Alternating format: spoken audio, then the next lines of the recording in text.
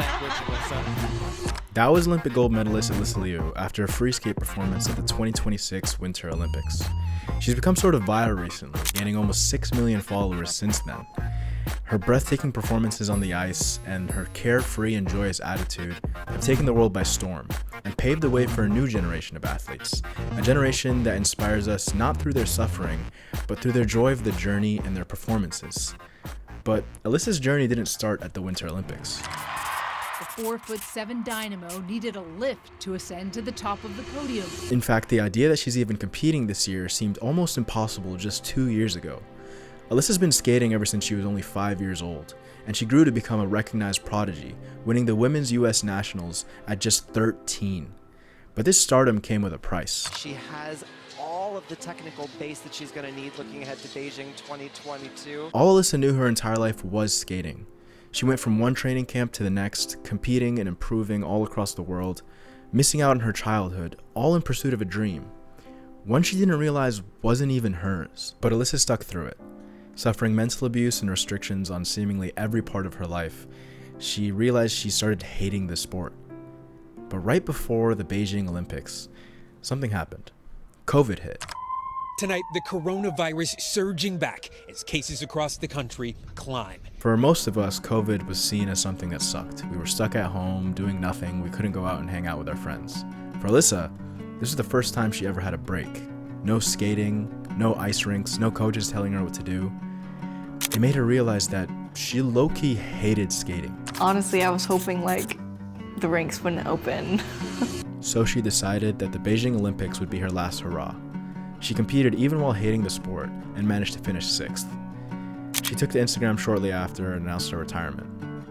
She took 2 gap years where she got her driver's license, trekked Everest Base Camp, and went to UCLA to study psychology. Alysa was finally living her best life. She was doing the things that she was never able to do before, express herself more freely, and finally found out who she really is.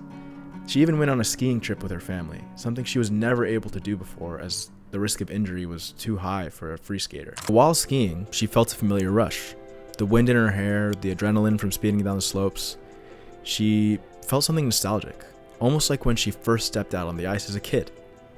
Originally, she just wanted to ski more, so she just tried going out to the slopes as often as she could. But the accessibility of the rinks made it so appealing to her that she decided to lace the boots back up and go out there. She fell back in love with the sport. So she reached out to some coaches, realizing that she wanted to do this full time. After 2 hours of them trying to talk her out of it, she persisted. And I said, "Oh, that's fun." Oh, she? And I thought "Oh, you want to do collegiate competitions?" And she goes, "No, I want to compete again." And I said, "Let me call you back." Alysa finally had a new team, a newfound passion, and a healthy work ethic, ready to take the competition back on. I do it by on my own terms. No one tells me what to do, and I take breaks even now. And I think that's the way to do it. Alysa then went on to win not 1, but 2 gold medals, ending the US's 24-year Olympic gold drought in women's figure skating. And she did it all with a smile on her face. No, seriously, I mean, if you look at the footage, you can see her just exuding joy with every performance. Her spins, her jumps, she's just so carefree. But how did she get like this from previously being so traumatized by the sport that she wouldn't even walk near a rink? So what changed? Well, quite a few things, but one of them was her autonomy over the programs. Originally, Alysa never had a say in what happened while she was skating. She was told what to wear, what to eat, how to dance. It was never up to her. It was just a job. I'm a little bit of a creative person, and I have these ideas. I have my own sense of fashion. I'm a little bit stubborn with it. And so I came back to share all of my art, and I love to dance. I love choreography, moving to music. She realized when she came back that she wanted full control over the reins. So she now had a say in every artistic decision. The dresses, the choreography, the music.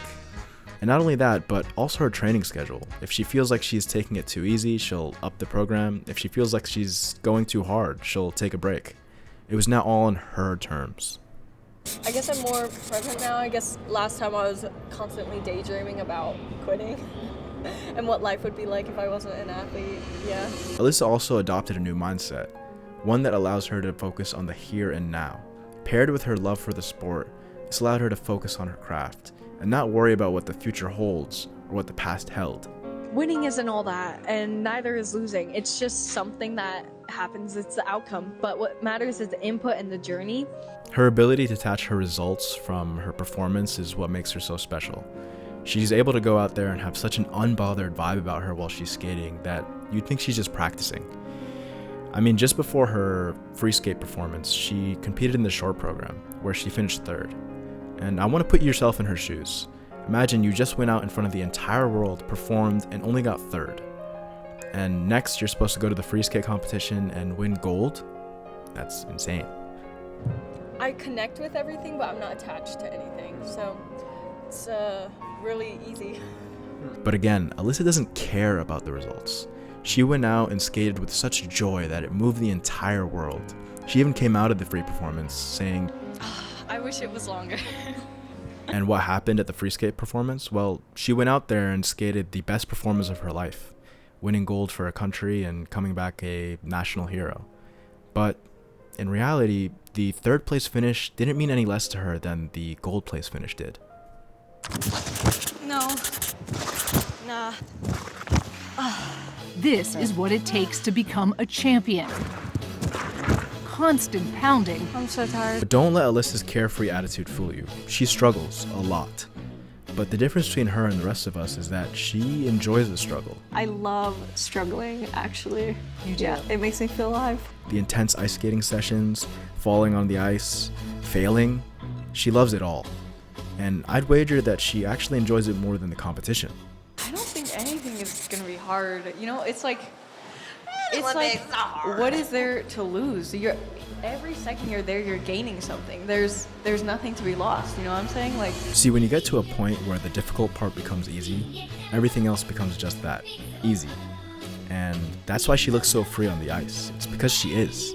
There's nothing holding her back. No expectations, no anxiety, no difficulty, just pure fun. And that's what makes Alysa's mindset so interesting to me. I grew up looking up to athletes like Kobe Bryant and David Goggins with their Mamba mentality or stay hard mindset. They glorified suffering in a way that you'd think you have to sacrifice everything to become great. And it made sense because at the end of the day, the ends should justify the means, right? But I was wrong, and Alysa's shown me that. The struggle that I've dreaded so much to try and get to where I want to be is actually where I need to try and find the joy in. And to be honest, the results are only 1% of the journey. So it really only makes sense to enjoy the other 99% of it. For many of us, this pursuit of our dreams comes with suffering, and we all become numb to it, like it's some part of the montage of a movie that'll just pass by. But there's beauty in the struggle of our lives. Early mornings, late nights, long meetings, breakups, injuries, there's joy to be found in all of it. Alysa herself says that those gold medals she won were just a byproduct of her love for the journey. So rather than becoming numb to the struggle, we should all just enjoy the journey.